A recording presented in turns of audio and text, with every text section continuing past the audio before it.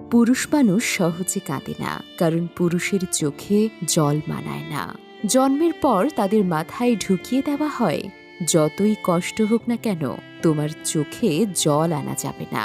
নারীরা হুটহাট কেঁদে উঠতে পারে, নারীরা রাগে কাঁদে, অভিমানে কাঁদে, কষ্টেও কাঁদে, কিন্তু পুরুষ কখনো অভিমান কিংবা রাগে কাঁদে না। নারীর চোখের জলে ছলনা থাকলেও পুরুষের চোখের জলে কোনো ছলনা নেই। তবুও যদি কোনো পুরুষ কাঁদে, তবে বুঝতে হবে সে বড় কষ্টটাই পেয়েছে এবং সে আসলেই কাঁদছে।